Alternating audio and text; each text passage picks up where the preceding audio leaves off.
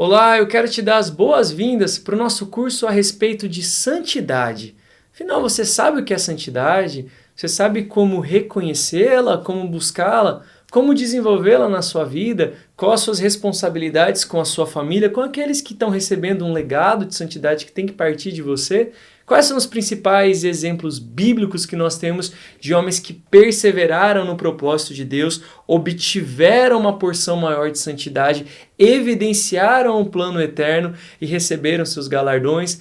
Nós vamos falar um pouco sobre isso nesse novo curso, que agora eu te dou as boas-vindas para que nós possamos nos aprofundar num tema extremamente importante, não só evidente na vida de Jesus Cristo, mas também na vida de outros grandes homens da Bíblia e principalmente, assim como nos diz a primeira carta de Pedro, no capítulo 1, no verso 5, como uma releitura do que está em Levítico. Deus é santo e Ele espera que nós sejamos santos. Sede santos como eu sou santo. Isso tem que despertar uma reflexão para nós, porque se santidade, ser santo, é um dos principais atributos da identidade de Deus, ou seja, é uma das principais características de Deus, eu só poderei ser a imagem e semelhança de Deus na terra se eu tiver santidade. O amor é relevante, a fé é relevante, as obras, o servir, o ofertar, o cumprir os princípios financeiros, tudo isso é extremamente relevante. Mas se essas coisas não formarem em mim uma identidade de santidade, se eu não tiver o alicerce da santidade muito bem estabelecido no meu testemunho, no meu espírito, na minha alma, no meu intelecto, eu não serei semelhante a Deus. Então eu quero te convidar nessa aula a entrar nessa dimensão de refletir no seu próprio testemunho. Você tem sido santo? Primeira coisa que você deve saber é, afinal, o que é ser santo? O que é ser separado para algo? Nós vamos falar sobre isso nesse curso e eu gostaria de iniciar fazendo uma oração. Uma oração devota ao Espírito Santo, pois se nós ajustarmos o nosso comportamento, se nós tivermos uma conduta muito boa, mas com a ausência do Espírito Santo, ou seja, sem uma perspectiva espiritual da parte de Deus, nós seremos apenas bons cidadãos, nós seremos apenas aqueles que cumprem uma moralidade esperada pela sociedade, mas nós jamais seremos santos. E é sobre isso que nós vamos falar. Coloque a sua mão no seu coração, vamos orar, você, sua família, quem estiver ao seu lado, convide esses que estão ao seu redor para sair do ambiente natural e acessar um ambiente espiritual, pois a santidade não tem nada de natural, ela só é evidenciada no natural, mas é algo extremamente, profundamente espiritual. Senhor Jesus, nós te agradecemos porque nós temos as tuas palavras nas nossas mãos e nós te pedimos neste momento, Senhor, cumpra a palavra que nos diz que o Espírito Santo é aquele que nos faz lembrar das tuas palavras, Senhor. Deus, nós nos esvaziamos das nossas palavras, nos esvaziamos dos nossos entendimentos, dos nossos critérios, Senhor. Estamos aqui, eu e meus irmãos, nessa aula dispostos a ser transformados pelo Teu Espírito Santo. Não viver conforme o presente século, mas conforme o padrão divino celestial de santidade. Restaura em nós a imagem perfeita do Pai, Senhor. Assim nós agradecemos e oramos em nome de Jesus. Amém, meu irmão? É uma satisfação ter você conosco em mais uma aula da Escola Bíblica e, em nome de Jesus, eu acredito que a reflexão acerca de santidade ela é necessária para os dias de hoje, para nos preparar para os dias vindouros e para ajustar o nosso entendimento acerca da imagem que Deus tem restaurado em nós. Por isso eu quero te colocar, redobrar a sua atenção, te convidar a redobrar a tua atenção para enquanto a palavra é lida, enquanto as reflexões são apresentadas, você ajuste o seu comportamento. Que essa aula não sirva para despertar uma curiosidade em você a respeito da vida do outro, mas em respeito do seu próprio comportamento, pois como foi dito no começo, se Deus é santo e espera que nós sejamos santos, nós só seremos verdadeiras testemunhas quando nós cumprirmos a palavra e andarmos em santidade. Amém?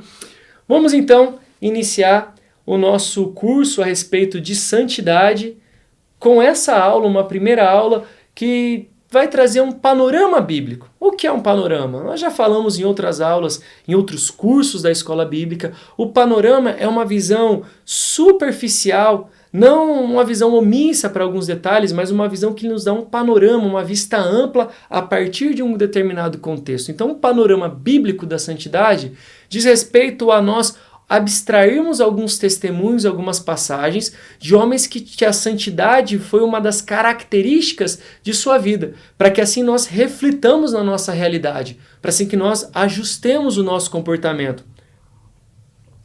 Os exemplos que você ouvirá aqui, eles não são suficientes para esgotar toda a Bíblia.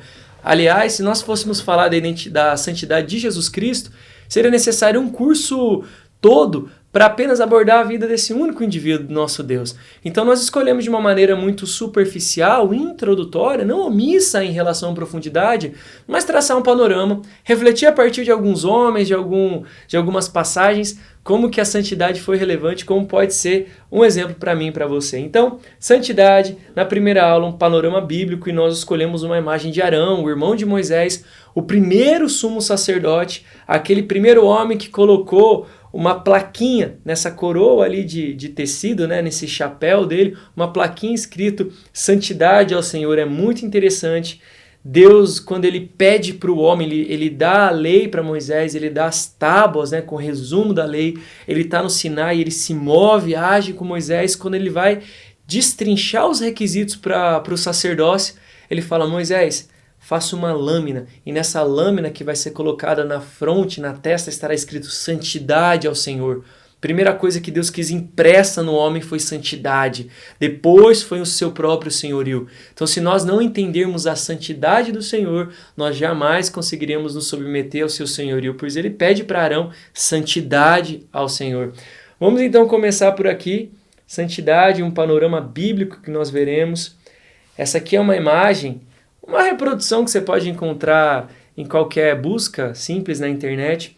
Uma reprodução de como era o interior, a parte mais profunda do tabernáculo, que foi reproduzido também no Templo de Salomão. Essa dinâmica, essa arquitetura, tanto está no tabernáculo de Moisés, quanto é encontrado no Templo de Salomão e depois no Templo que Herodes reconstruiu, e a planta, né, que Davi recebe da parte do Senhor. A ênfase dessa imagem está na separação entre o Santo dos Santos e o santo lugar. O tabernáculo basicamente era composto do átrio, a parte externa, onde as pessoas tinham uma relativa movimentação, principalmente quando foi feito o Templo de Salomão, que depois foi reconstruído por Herodes, mas já era na profundidade de se adentrar, passando pelo átrio, já era uma função muito mais sacerdotal, ao ponto que o santo lugar, esse primeiro que você vê, encontra essa menorá, encontra os outros objetos, a parte interna do templo era exclusiva para um sacerdote. É como se nós entrássemos numa casa, né, nós atravessássemos o portão, estivéssemos ali na parte do jardim, podemos nos movimentar com o dono da casa. No entanto, nós só temos legalidade para entrar na sala se formos convidados. E há um cômodo ainda mais íntimo, ainda mais secreto, entre aspas, que poucas pessoas têm acesso, o máximo da intimidade, que para nosso caso de uma casa seria um quarto, e para cá seria o Santos dos Santos. O lugar onde a presença de Deus se manifestava, o lugar onde apenas um único sacerdote poderia adentrar uma vez ao ano para se relacionar e sentir a presença de Deus, descer aquela nuvem e entender sim que Israel foi perdoada dos pecados. Então, há uma diferença entre o santo lugar e o Santo dos Santos, porque o Santo dos Santos é o máximo da intimidade, o máximo da profundidade. Por que eu estou falando sobre isso? Porque havia um véu que separava o Santo dos Santos do santo lugar. E o homem que adentrava esse espaço deveria ser um homem da tribo de Levi, consagrado ao sacerdócio, e dos sacerdotes ele ser o principal, ser o sumo sacerdote. Esse tipo de homem tinha como uma prática constante o ajuste da sua santidade por meio da consagração, de rituais de consagração. Um sumo sacerdote não tinha uma vida só de se abster de reclamar e falar dos outros. Ele tinha uma vida completamente dedicada ao ofício sacerdotal e a se purificar e evitar o pecado. São pessoas que não tinham alternativa a não ser estarem em santidade. Obviamente que, como qualquer ser humano, um sacerdote, até o sumo sacerdote, pecava. Mesmo que não quisesse, até se eu falar que eu não peco, eu estou sendo soberbo, estou pecando, mesmo que não quisessem, eles haveriam de pecar. Então por isso que Deus deu a liturgia para a purificação. E o que significa esse véu? Como você pode olhar ali na imagem, que separa os dois. Esse véu, grosso modo, e a gente vai ficar atento a essa imagem, separava um ambiente que, por mais que houvesse rituais litúrgicos de purificação, ainda era um ambiente que existia a presença do pecado, mas para o lado de lá do véu não é a máxima expressão da santidade, pois ali, num único lugar da terra, receberia a presença de Deus. O Deus que visitou Adão visitava agora os santos dos santos, onde estava a arca da aliança. E esse véu fazia uma separação. Por que eu estou falando sobre isso? Olha essa passagem. Mateus 27, 50, 51 diz: E Jesus, no momento da sua morte na cruz, clamando outra vez em alta voz, entregou o Espírito. E aí olha que passagem importante. Jesus estará lá em Jerusalém. Eis que o véu do santuário se rasgou em duas partes, de alto a baixo, e a terra tremeu e as rochas se partiram. Veja, esse véu não foi retirado, ele não foi desabotoado, dobrado e guardado, ele foi rasgado, o véu se rasgou em duas partes. Ele foi aberto como uma cortina e caiu ao chão. Jesus, com violência, por ter entrado no tabernáculo eterno, o tabernáculo terreno foi rasgado. E por que isso é extremamente importante? Para nós entendermos que, com Jesus e a nova aliança, nós não precisamos de um sacerdote para entrar na presença de Deus em nosso lugar. Eu não posso delegar a um homem, inclusive a uma autoridade eclesiástica, a possibilidade, a responsabilidade de adentrar os santos dos santos. O que estava em Jerusalém está disponível para mim e para você agora. A santidade do Senhor, como lugar terreno, está disponível para qualquer um de nós, em qualquer momento e em qualquer lugar. Pois Jesus rasgou o véu do templo. Ele rasgou o véu do santuário e todos nós podemos nos adentrar. Então, gostaria mesmo de começar essa aula entendendo a obra vicária de Cristo. O Cristo ter morrido na cruz foi uma derrota para o pecado e ele permitiu que todos nós agora tivéssemos acesso aos santos dos santos. Então, se você não tem vivido uma vida de frequentar os santos dos santos, de sentir a presença de Deus, de buscar a Deus, você tem às vezes desqualificado a própria obra que Cristo fez. Cristo não morreu em vão, mas talvez você não está dando devido valor. Então veja, porque Cristo morreu, nós adquirimos o mínimo de santidade exigido para estar diante de Deus. Pois Deus, sendo perfeito, sendo santo, ele não compactua com lugar de pecaminosidade.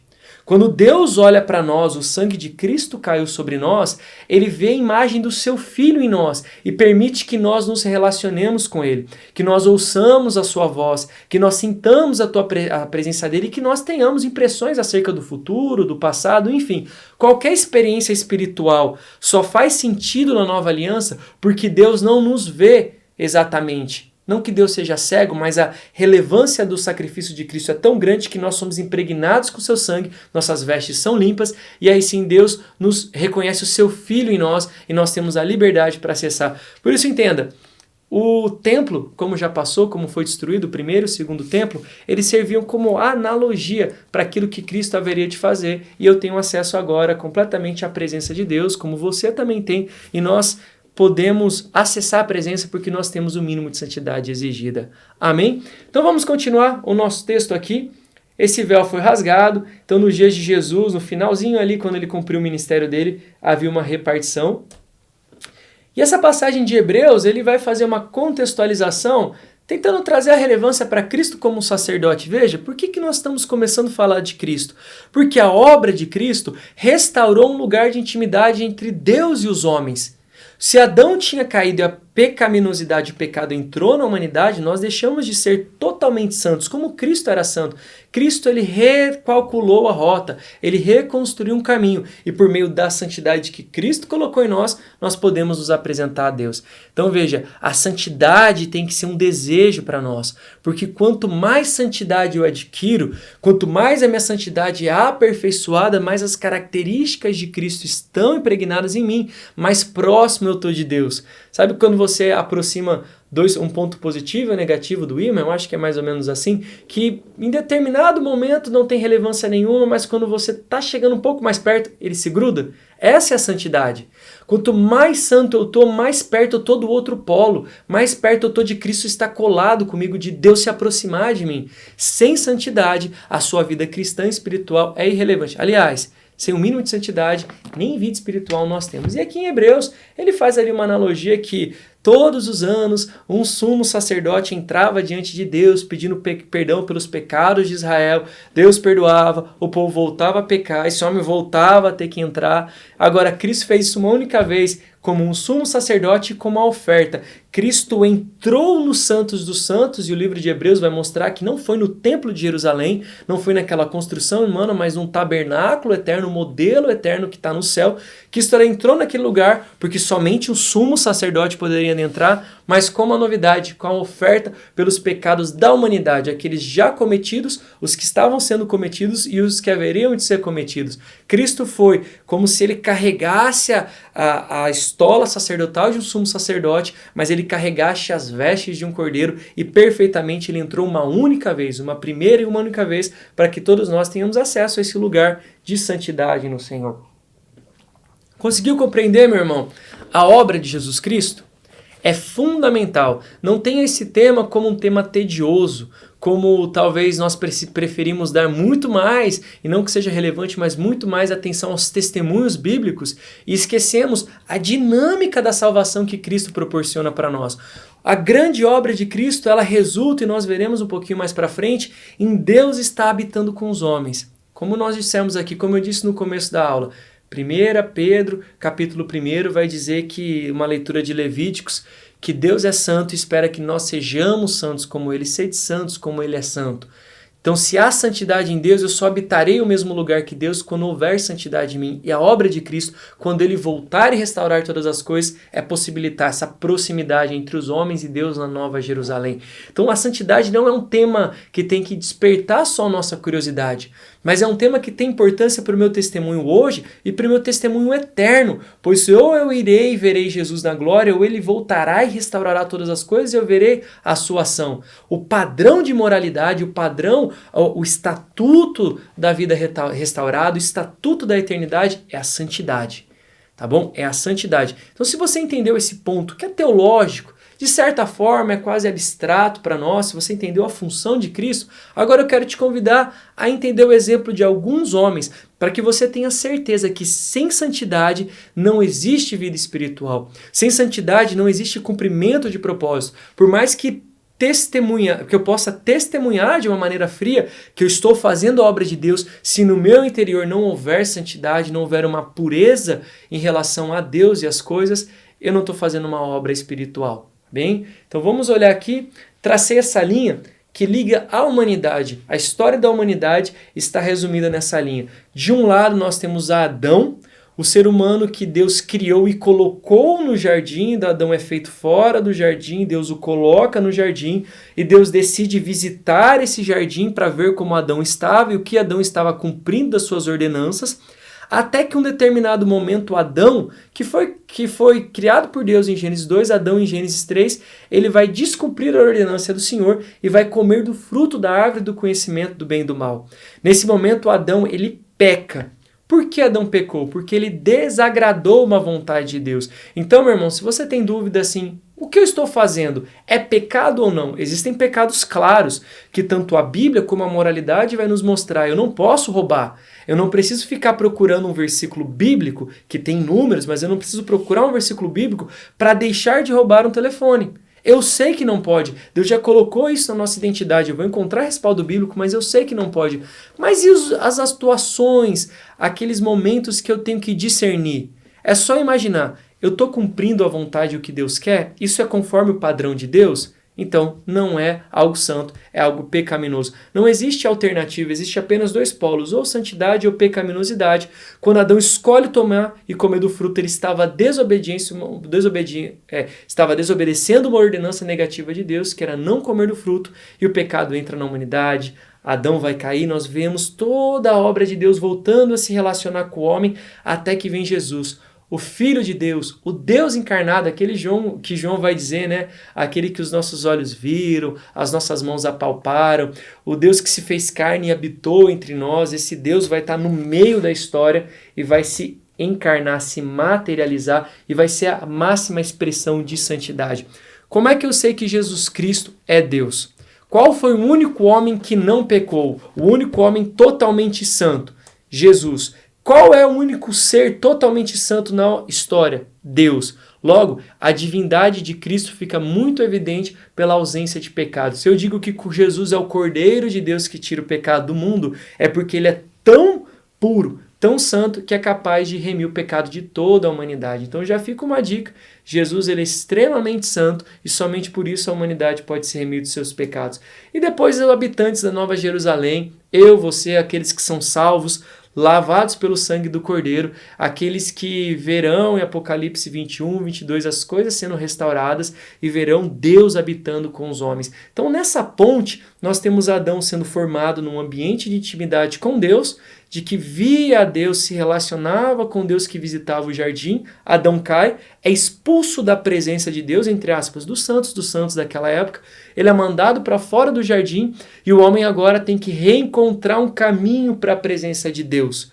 Ou vários homens por santidade buscaram esse caminho, mas esse caminho foi de encontro ao homem, já que o homem não poderia atingir o mesmo nível de santidade que Adão tinha antes da queda, o padrão divino de imagem e semelhança. Deus faz o caminho inverso e visita os homens. Os homens tentaram ir até Deus, foram incapazes. A nossa história muitas vezes parece uma torre de Babel que nós tentamos construir algo, mas nós nos perdemos nos nossos desejos e ambições e Deus tem que nos impedir. O ser humano tentou construir algo para alcançar Deus, foi incapaz e Deus veio e alcançou o homem colocando Jesus, e a história depois volta para o começo. Então, se Adão pecou e fomos até Jesus, que restaurou a imagem de Deus em nós, agora nós estamos voltando para aquele padrão de intimidade quando Jesus vier e restaurar todas as coisas e nós habitarmos a Nova Jerusalém. Então nós estamos aqui num caminho entre o jardim e a Nova Jerusalém. O jardim como lugar de prazer de Deus e descanso, e a Nova Jerusalém, o lugar de habitação com Jesus bem no centro. Todos esses homens, e Adão antes da queda no caso, eram homens santos. Essa aula aqui nós vamos analisar então, vamos comentar sobre esses personagens. Nós poderíamos ter escolhido vários outros. Inclusive você pode reparar nas referências, desde Noé até os profetas, que nós não colocamos referências do Novo Testamento. Poderemos citar inúmeras, Paulo, Pedro, se testemunhos positivos como deles, testemunhos negativos como Ananias e Safira, né, que não devolveram aquilo que o Senhor pediu, mas nós optamos por manter os do Antigo Testamento porque Cristo foi o padrão e qualquer referência que nós possamos dar é incompatível com Cristo. Não tem um testemunho mínimo, porque são incapazes, mas porque Cristo é tão santo que quando nós falamos de Cristo nós não precisamos complementar a referência.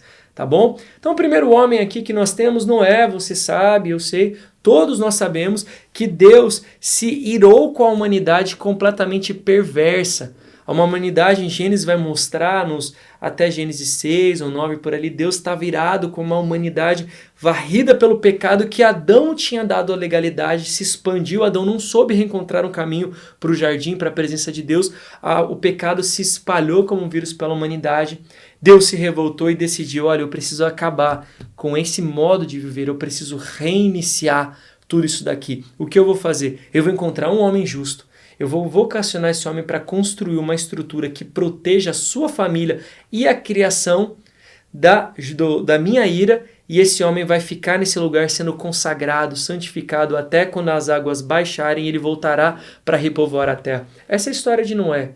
Dos vários testemunhos que a história de Noé nos traz, uma ênfase pode ser destacada que é Noé perseverou em santidade para a salvação de sua família. E vai o primeiro ponto para você refletir.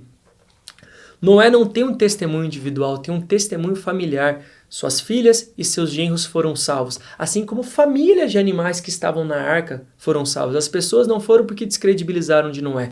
Então Noé inseriu a família num propósito e no meio das águas turbulentas de Deus aplicando o juízo à humanidade, Noé flutuava até que chegar ao ponto que a arca pôde parar, né, no Monte Ararat, Noé descer e ia continuar a história. Então a primeira questão, a partir do primeiro exemplo, é como a sua família tem sido santificada.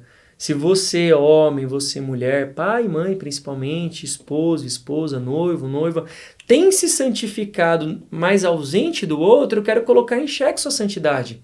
Sabe? Se eu sou santo, mas minha esposa está perdida, está arruinada, amargurada ou vive no pecado, será que eu estou completamente santo? Porque minha santidade precisa impregnar nela. Precisa ter um testemunho forte. E o que Noé fez? Colocou todo mundo numa arca. É como se as águas do dilúvio representassem a condenação, o caos e o pecado que estava na sociedade, e as madeiras que davam o limite da arca de Noé guardavam um ambiente de santidade com Noé e sua família no centro. Então esse ponto é muito importante para nós refletirmos. Você só vai desfrutar e ter a constatação de uma santidade sua se aqueles que estão ao seu redor são santos. Se os seus familiares experimentam da sua santidade, se os seus familiares veem sua justiça, sua honestidade. Claro que não dá para que todos sejamos cópias nossas. Se eu sou extremamente santo, às vezes eu não vou conseguir que o meu irmão seja, que o meu filho, a minha esposa, mas eles têm que ter um referencial que vai os influenciar. Então, se sua família, aqueles que estão ao redor contigo, não estão na arca, estão santificando, talvez a sua santidade não está completamente sendo exercida. Vamos avançar um pouco no texto, nas passagens bíblicas, e aí nós chegamos talvez a uma das maiores alianças, que é Deus com um homem chamado Abraão. Abrão que foi mudado o nome para Abraão. A grande aliança abraâmica. E Abraão tem inúmeros testemunhos. Abraão é o pai da fé, pois foi o único homem na Bíblia que representou claramente não Jesus Cristo, o Filho, mas o Deus Pai que ofereceu seu Filho por uma ordem maior, por um plano maior. Abraão é o pai da fé porque ele assumiu o encargo divino de oferecer o filho dele. Então esse homem tem inúmeros testemunhos de santidade. Deus jamais ia requerer isso de um homem se esse homem não fosse santo. Então será que Deus tem te pedido coisas que para a sociedade não fazem sentido? Se Deus tem te exigido isso, faça uma oferta, sirva, perdoe, jejue mais, busque mais, coisa que para o teu trabalho, para aquelas pessoas não faz sentido, se alegre. Pois Deus elevou um nível quando ele pediu para Abraão algo que ele somente viria a fazer. Abraão tinha um mínimo de santidade requerida pelo Senhor e nós temos certeza que Abraão, por mais erros que ele possa ter tido, por mais deslize, Abraão foi um homem de extrema santidade. Tem até um erro, né? Afastou de sua família para receber um chamado divino. Não, desculpa, está correto. Abraão, ele precisa sair dos parentes dele, da terra de Ur, dos caldeus, se separar de sua família para que ele pudesse receber um chamado. Então veja, o testemunho de Abraão nos ensina, nesse segundo ponto, que eu preciso sair de um lugar para frequentar outro lugar e exercer a minha santidade. Então eu quero colocar você para uma reflexão. Talvez o trabalho que você tem é imoral demais para a tua presença. Veja, talvez você não precise se abandonar esse trabalho, mas a sua postura tem que ser incompatível com esse trabalho. O lugar que nós habitamos, talvez o crente, né, obviamente, tem trabalhos que não pode exercer, tem trabalhos que não foram para os filhos de Deus, tem trabalhos que o pecado é tão grande que a nossa função não é evangelizar. É Deus enviar uma outra pessoa, mas nós não vamos conseguir reparar. Tem lugares que nós não devemos entrar. Entenda, eu não estou dizendo que nós temos que abandonar alguns lugares, mas se eu estou num ambiente de trabalho que a profissão é extremamente pecaminosa, primeiro eu tenho que sair desse lugar para depois voltar como evangelista. Então entenda, Abraão precisou sair de um lugar para acessar o outro. Para Abraão o critério era deixa teu pai, a tua família e vai para esse lugar. E para você nesse segundo ponto, quais os critérios que Deus faz para desenvolver a sua santidade e preservá-la? Talvez é sair de um lugar para o outro fisicamente. E talvez é um lugar espiritualmente. Eu posso frequentar a igreja e minha igreja ser fria. Eu posso conviver numa célula e minha célula ser fria. Eu posso estar junto com pessoas, uma namorada que é fria e eu sou frio e minha família é fria. Eu preciso sair espiritualmente desse lugar. Eu preciso ser como Abraão. Subir o Monte Moriá, eu preciso subir para um lugar e ter mais da presença de Deus. Meus irmãos, santidade e presença intensa de Deus é sinônimo. Não tem como uma pessoa que é visitada por Deus, não ser santo e não buscar mais a santidade. E o testemunho de Abraão é de um homem que sai de um lugar para acessar outro e que nós devemos refletir sobre isso. O terceiro é Jacó. Jacó tem o nome trocado para Israel. Jacó teve problemas familiares desde antes da gestação. Desde quando ele foi gerado, sua mãe era estéril. Jacó tem como irmão Esaú. Esaú tem rixas com ele desde o ventre. Esaú depois vai ter conflitos com a primogenitura. E o exemplo que nós quisemos deixar aqui É que Jacó lutou com o anjo do Senhor para receber a sua bênção. Terceiro ponto de reflexão, nós vimos o primeiro que é medidas protetivas para a salvação da nossa família. O segundo, deixar um lugar físico ou espiritual para a santificação, para a nossa santificação. Terceiro ponto, quanto nós perseveramos, lutamos, batalhamos para receber a santidade. Nós vimos aqui no começo que a obra de Cristo nos faz santos, mas existe um trilho de uma santidade que vai sendo vencida e progressivamente alcançada até o nosso último dia de vida. Não é porque Cristo morreu no meu lugar que eu posso sentar confortavelmente e dizer para todo mundo que eu sou santo. Minha santificação precisa ser aprimorada. A minha salvação está estabelecida, mas progressivamente minha santificação vai sendo aprimorada. É como se eu fosse um tronco de madeira, Jesus lapidou um homem e a santificação precisa complementar os traços para que perfeitamente esse homem se assemelhe a Jesus, se assemelhe ao modelo de Deus. Evidentemente que a perfeição é só lá na Nova Jerusalém com o corpo glorificado. Aqui viveremos por partes, mas essa é a função e testemunho de Jacó. Jacó duelou com o anjo para receber uma bênção. Então a minha salvação foi entregue de graça, mas a minha santificação custa um preço. Eu devo abrir mão do pecado e buscar as coisas de Deus. E isso é santidade, é esquecer o pecado, delegar, relegar para um outro lado, sabendo que a minha alma e minha carne vão tender a me trazer para esse lado para escolher as coisas de Deus. Santo é aquele que é separado para Deus e afastado do pecado. Entendeu? Então, se você tiver um caderno, até anote na sua Bíblia, o que é um santo? É aquele que é separado para Deus e afastado do pecado. Então, com quem que eu tenho que lutar? Não é com o pecado. O pecado, eu me esforço para não visitá-lo. Eu tenho que lutar com Deus. Você pode até orar com o Senhor, impregna a tua santidade em mim, me abre os olhos onde eu tenho errado, me abre os olhos para o pecado, para que a sua santidade seja realmente colocada em mim. Esse é o testemunho de Jacó. Jacó não ficou sentado dando tchau para Jesus. Jacó foi lá e lutou com o anjo, falou, eu quero a minha bênção. A bênção foi ele ser transformado, ter um nome transformado em Israel, ter trocado para Israel e ter sido pai das 12 tribos de Israel, da qual Jesus veio, né, o descendente, o perfeito. Seguindo aqui, nós temos Moisés, um grande testemunho, um testemunho muito lindo de um homem que viveu em meio às águas, de um homem que foi colocado às margens do rio Nilo, sobreviveu ali no cantinho das margens, em cima das águas, um homem que teve um testemunho famoso até hoje por ter aberto as águas do Mar Vermelho e ter atravessado com o povo hebreu em direção à promessa de Deus, à terra de Canaã. Moisés liderou Israel no deserto no caminho para a santificação como povo separado para Deus. Qual é o grande testemunho de Moisés? Ter sido escolhido por Deus e ter retirado uma massa grande de pessoas que viviam uma vida muito conflituosa, até discussões sobre como que os hebreus no Egito conseguiam adorar a Deus se não poderiam oferecer sacrifício. Moisés traz esses escravos de uma etnia hebraica e transporta eles até a terra prometida por meio do deserto. Moisés não vai chegar à terra prometida, você sabe disso. A geração de Moisés também, como ele, vai morrer no deserto, mas o legado vai chegar até Canaã e no meio desse deserto o povo vai sendo purificado, santificado, porque a finalidade era ser consagrado a Deus. O povo de Israel, que é chamado de povo de Deus na antiga aliança, só alcançou esse lugar porque ele foi purificado, santificado pelas areias do deserto, quase como uma pedra preciosa, né? Não sei, talvez o vidro que é temperado com areia para tirar as impurezas, a mesma função teve as areias do deserto que Moisés conduziu o povo e ele foi sendo purificado, as areias foram tendo atrito, Deus foi causando o atrito, as palavras de Deus foram lapidando esse povo, uma geração morre, mas Israel chega com o mínimo de santidade exigido pelo Senhor até Canaã, para tomar posse daquele lugar que viria a ser a habitação do Senhor, tanto nos Santos dos Santos, como com Jesus Cristo, aquele que veio e que há de voltar. Então o testemunho de Moisés é fundamental, não só pelo que ele fez, mas o que ele fez pelo povo também. De Moisés nós temos o irmão aqui, que é Arão. Arão foi um levita das 12 tribos de Israel. Deus tinha colocado os levitas como adoradores, como sacerdotes, e Arão foi escolhido no meio dos levitas. Moisés também era um adorador, era um sacerdote, né? Moisés era da tribo de Levi.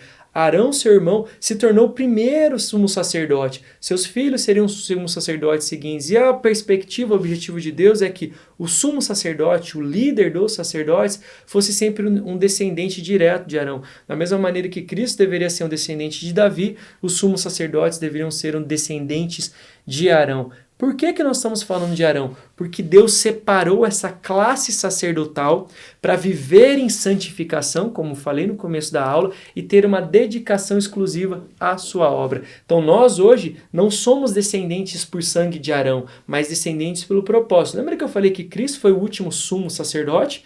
Dessa maneira eu também tenho através de Cristo uma responsabilidade sacerdotal.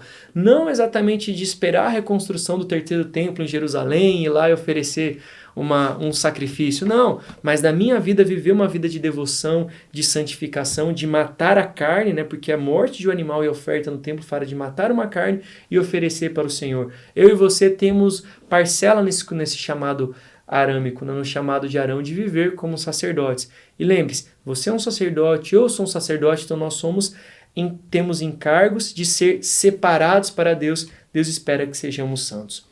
Davi, o grande rei de Israel, responsável por receber a planta do templo do Senhor.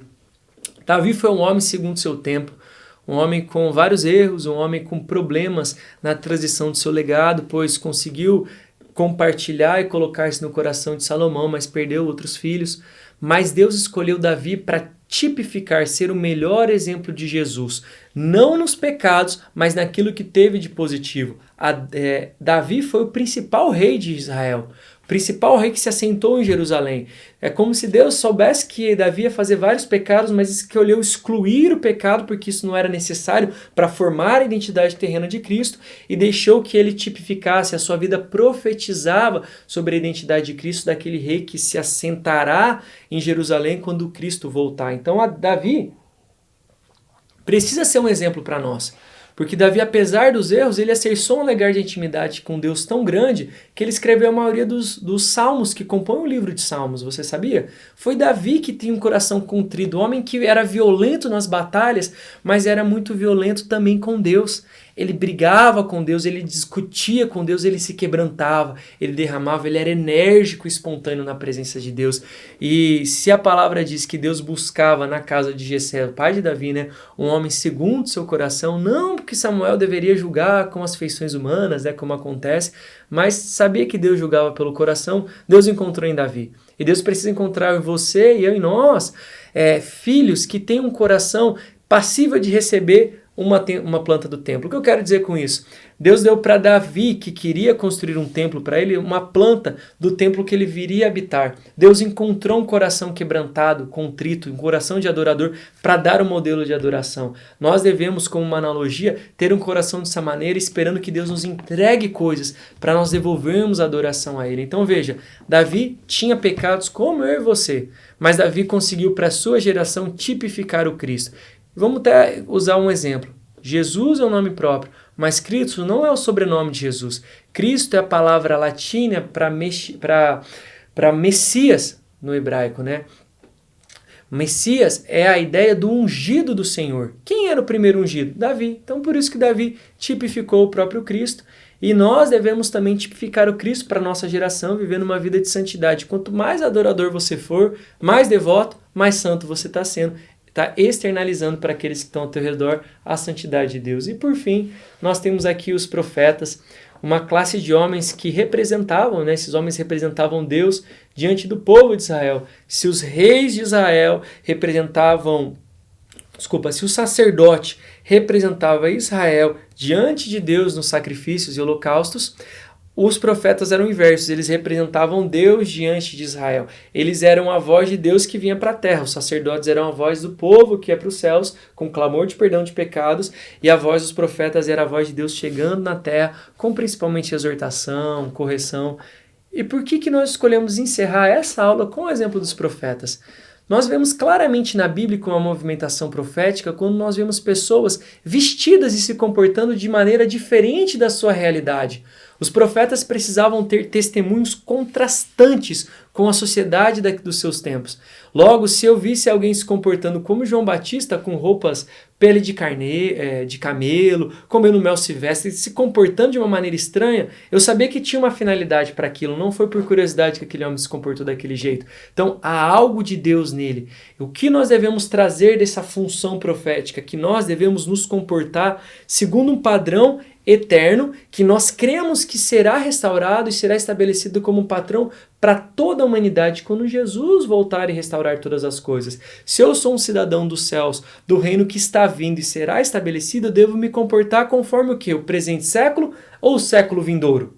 O século vindouro. Então hoje eu devo ser profético e caminhar conforme o padrão de Cristo. E no mundo de apostasia, de imoralidade, faça um exercício muito simples, abra suas redes sociais, vá na guia de pesquisa, você vai ver que por mais que você olhe páginas, sei lá, a respeito de futebol, de carro, de notícias, uma imoralidade vai aparecer. Independente da sua pesquisa, vai aparecer. Abra as suas outras redes sociais e procure vídeos infantis que daqui 5 minutos uma imoralidade vai aparecer. Liga a televisão num filme aleatório de qualquer coisa, até infantil, e uma imoralidade vai aparecer. O que nós devemos fazer? Colocar fogo em tudo isso? Não. Viver de uma maneira que contrasta. Dizendo, olha, isso aqui não é para mim, o outro eu aceito, isso eu não aceito. Ah, mas é só um vídeo, mas é só uma informação, é só uma imagem. Tudo bem, é só isso. Mas o meu padrão é outro. Eu renego isso daí. João Batista não se alimentava como os homens normais, mesmo que pudesse. Daniel na Babilônia tinha uma dieta alimentar, uma restrição alimentar que impedia que ele se alimentasse das mesmas coisas que os babilônicos. Por quê?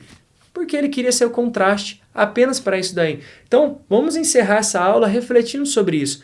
A sua santidade tem proporcionado um contraste entre você e a sociedade que você está inserido? Se o seu padrão de vida é muito comum, muito conforme os seus colegas de trabalho que possam ser incrédulos, talvez você não tenha um padrão de santidade suficiente.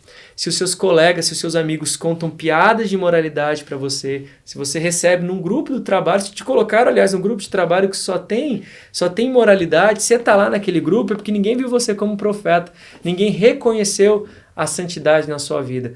E eu quero deixar uma reflexão. Lembra que eu comecei dizendo que o primeiro homem que andou com a santidade evidente foi Arão, porque na testa estava escrito o quê? Santidade ao Senhor. Arão, quando colocava aquela coroa com o emblema, né, com o frontal escrito santidade ao Senhor, Adão não via mais a santidade, mas quem estava diante dele vinha, porque o testemunho de Adão agora era importante. Adão na sua casa olhava e lia a santidade. Quando ele colocava, ele não enxergava mais, mas os outros enxergavam. Será que espiritualmente o que tem enxergado, o que o reino dos céus e o reino do pecado, o reino de Satanás tem enxergado na sua testa? O que os seus colegas de trabalho têm enxergado na sua testa? Será que está escrito santidade? Ou será que nem por isso? Está escrito só o seu nome e eles podem compartilhar qualquer assunto contigo, sabendo que não haverá diferença. Não é para uma repreensão, mas como eu disse, para um ajuste do comportamento, que nós consigamos viver olhando para a santidade e com ela estampada na nossa testa, para que sejamos cobrados e testemunhemos Jesus Cristo para a sociedade onde estivermos. Amém? Então essa foi a primeira aula com um panorama bíblico que trouxe alguns exemplos, alguns testemunhos que nos fazem refletir sobre santidade, sabendo que aquilo que Adão perdeu, Jesus começou a restaurar e plenamente concluirá com os habitantes da Nova Jerusalém. Pode dar uma lida em Apocalipse 21, vai falar muito sobre isso daí, sobre o tabernáculo de Deus, Deus presente conosco, tendo uma intimidade mais plena, porque agora ele vai habitar e não somente frequentar como era com Adão. E qual será o código de ética disso? O Evangelho. Qual será a moralidade? O Evangelho, a santidade do Senhor estabelecida como um padrão para toda a humanidade, com um corpo glorificado que não desejará mais o pecado, que não passará por uma outra morte, que não terá pranto, não terá dor, não haverá o sofrimento, pois nós seremos como Deus, seremos santos. Então, que em nome de Jesus, esse tema seja um ajuste para o seu comportamento, sabendo que assim nós damos valor à obra de Cristo e que o Senhor espera que sejamos como Ele, santos.